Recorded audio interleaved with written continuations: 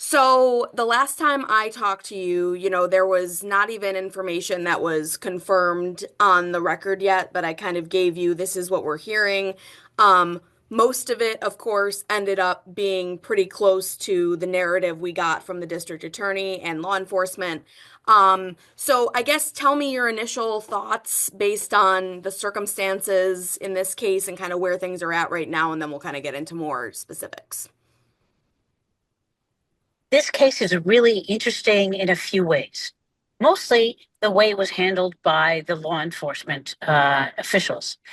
The actual case of hazing involving a lacrosse team in a high school and a kidnapping is not so atypical. I would say that I've heard about it before, and hazings like this are going on every day across the country in high school teams and any other group that has a hierarchy and a tradition of hazing. This I would call sort of mid hazing. Probably there was earlier hazing that was more fun and easier for students to participate in. And I wouldn't be surprised if there were plans for even more severe hazing that would happen a little bit later in this hazing season. So I think we caught it mid-season. And what's interesting is that the community has come forth to support the law enforcement officials, that the way that the sheriff and the DA worked and said you have 48 hours to respond was like really new and exciting to me, and obviously worked, which is excellent. Um, so it is in some ways it's more of the same, and in some ways it's very different.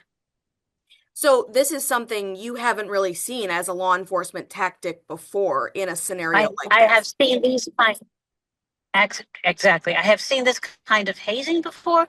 I have not seen this kind of legal response before. Do you think, because a lot of people are kind of saying, well, now it's going to be effectively a slap on the wrist because the ones who are, have turned themselves in within this 48-hour window, they will be charged, they face the Class A misdemeanor charge of unlawful imprisonment, whereas if they hadn't turned themselves in within the window, they would have been facing a felony kidnapping charge as an adult. Um, how do you view just how that worked out? It's really interesting. There are many levels to this. The first is that uh, frequently juries will look at cases of hazing as it's boys will be boys. This could be my son. They didn't mean to actually physically kidnap him, like a terrorist might do. This was part of a ritual. They probably had this done to them. And so they demean or diminish the importance of it. And on the other hand, from a psychological point of view, uh, and from a New York State law point of view, they are kids. Their brains have not finished evolving. They were not thinking clearly about the risk involved, and they did not expect to get caught. They thought the code of silence would hold. So, maybe we should be a little bit easier. Actually, though, in many hazing cases, even when they can prove that it's hazing, it still ends up as a misdemeanor. That even in cases where someone dies, very few of those perpetrators actually go to jail. Even when somebody's dead, like in a fraternity hazing more frequently. So what the public expects as a punishment, what actually happens after years of a hazing trial, and the lessons that we're trying to teach these kids and all kids, they all don't line up clearly and doesn't necessarily work the way we expect it to. And I guess what more can you tell me just about the kind of you said it stuck out to me when you said there is a lot of difficulty in thinking about changing a culture of a place from the outside.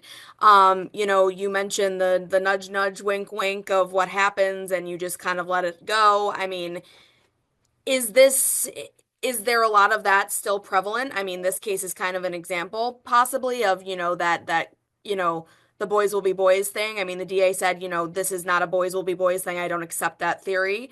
But, a lot of people may be thinking that. I think that in most hazing cases throughout the country, most people think boys will be boys, and what goes on in the locker room stays in the locker room. And you have to support your group or your family and have allegiance and alliance to them, and not break the code of silence. I think that that's the greater American culture at the moment. For the last 20 years. I think it started with 9/11 when we said see it and say it, and then continued to break the code of silence and have reporting techniques and sort of have a concept that we are responsible for each other. Like in the cases of campus shootings, we try to inform students as quickly as possible and watch out for each other. So there has been a tilt towards breaking the code of silence and reporting. But that's with the backdrop of no, you don't. You maintain the code of silence and protect your own. So it's like there's a rub, and I think that most people in general, not in this case, not in this community, will think that you're supposed to maintain the code of silence um, and and not report and not get punished and not get caught. And there is also this other element to this, which is that, this is a smaller, more affluent than perhaps an inner city school district here in Syracuse.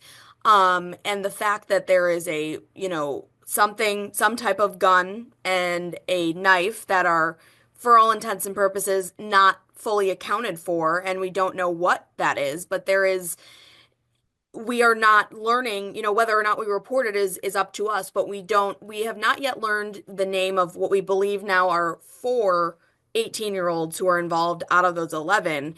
They are still, they are veiled in secrecy right now. I mean, and that is not the way that a normal 18-year-old or older person would be treated, by law enforcement when it comes to public information. I mean, so this, and other people are bringing up the race thing with this, saying, if I was in a different neighborhood, or if I was, if this were my kids and their kids of color and they had a possible weapon, we'd get the book thrown at us and everybody would know our names.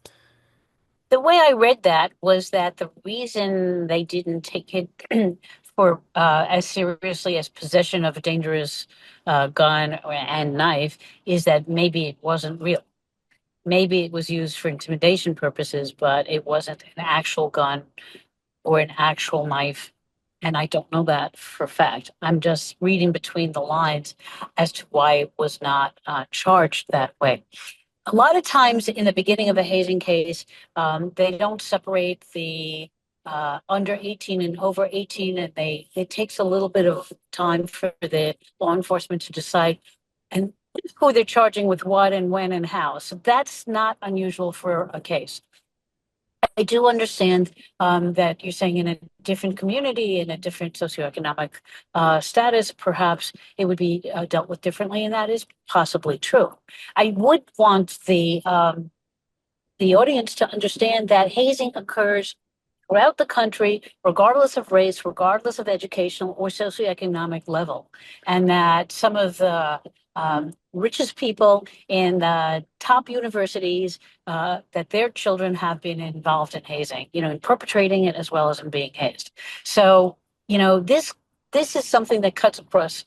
It's like COVID; it cuts across every line, and anybody could be hazed. Anybody could be a perpetrator of hazing. It's colorblind, and something that we should all realize that this is an activity that's occurring in high schools throughout the United States. And what does that, I mean, it does create a problem for some of these colleges and universities where, no doubt, athletic scholarships and things and, commitments to teams are very much done well before graduation, So a lot of these players presumably know where they're headed next fall. Does that create an issue, and has in the past that created an issue for a college or university that says, you're committed to going here? I mean, they're going to know about this. Yeah, the universities usually have their own policy about this. and they decide on a case by case basis uh, whether they're going to throw to the student. And it's something that this is a moment for parents to use. Hey, you're a great athlete and you got a scholarship, or you may get a scholarship.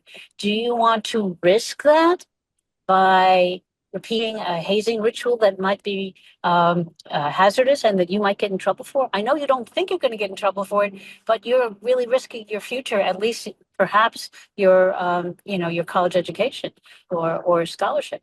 I don't think people think that, because most parents and most kids think that it won't be them, that even if they're involved in a risky situation, that it's not going to happen to them.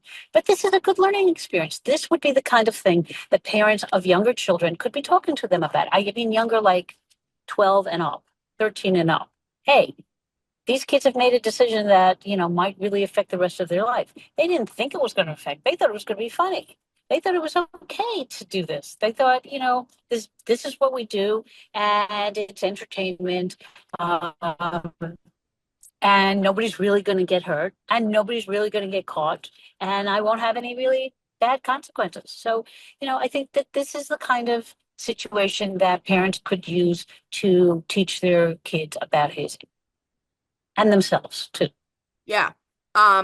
Anything else that you want to add that's, unique about this situation? I mean, obviously it's gained national attention, with all the Right. networks reporting on it. So, anything else? I mean, is this kind of I don't know. What else are you gleaning just from what happened here?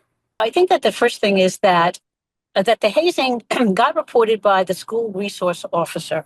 That's excellent. We don't see that often. That is their job, but we don't necessarily see that actually happening.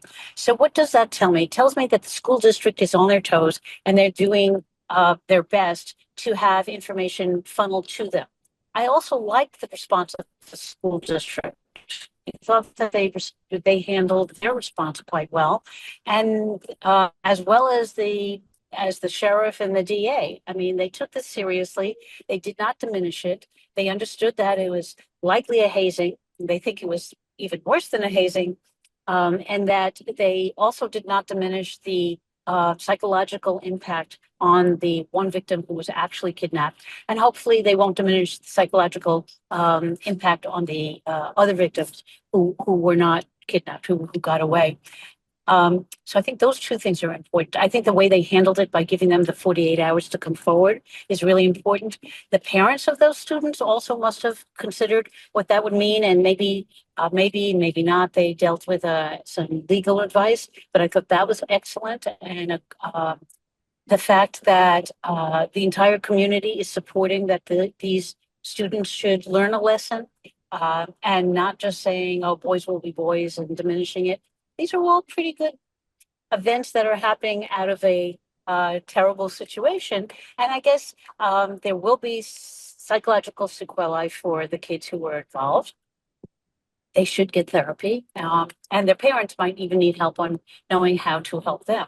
Often, students like this will have post-traumatic stress disorder events afterwards. The anxiety, they will experience some of the visuals and some of the things that they've heard. They may remember, may come up in dreams. And everybody should get therapy, as far as I'm concerned.